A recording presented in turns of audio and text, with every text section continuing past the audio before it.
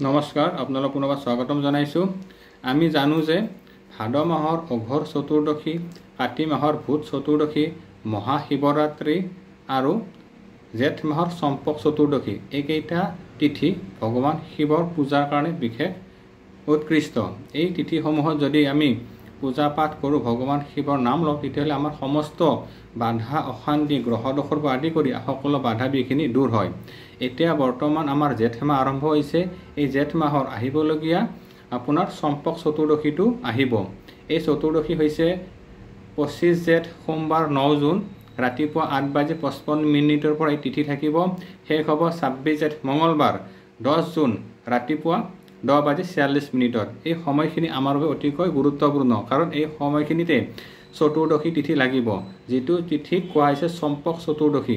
এই তিথিটোৰ বিশেষ মাহাত্ম্য আছে। এই তিথিটোত যদি আমি চম্পা ফুলেৰে ভগৱান শিৱক পূজা কৰোঁ, তেতিয়াহ'লে ভগৱান শিৱ অতি সহজে সন্তুষ্ট হ'ব আৰু ভক্তৰ সকলো মনোবাঞ্ছা পূৰ্ণ কৰিব।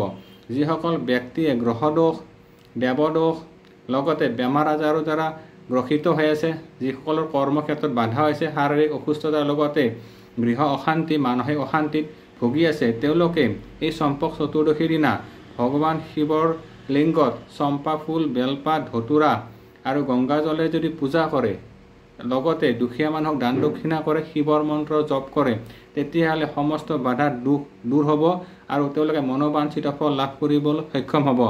যিসকল বিবাহ প্ৰাৰ্থী আছে, যাৰ বিবাহত বাধা হৈ আছে বা তন্ত্ৰ মন্ত্ৰজনিত পীড়া কিছুমানে ভুগি আছে, তেওঁলোকেও যদি এই চম্পক চতুৰ্দশীৰ দিনা ভগৱান শিৱক চম্পা ফুলেৰে পূজা কৰে, তেতিয়াহ'লে সমস্ত বাধা বিঘিনি অপায় অমংগল দূৰ হয়, জীৱনত সুখ শান্তি সমৃদ্ধি লাভ কৰিবলৈ সক্ষম হ'ব। গতিকে আপোনালোকে উক্ত দিনটোত ভগৱান শিৱৰ পূজা চম্পা ফুলেৰে নিশ্চয় কৰিব। আজিলৈ ইমানে। পৰৱৰ্তী সময়ত পুনৰ লগ পাম। ধন্যবাদ। ওম নমঃ শিৱায়।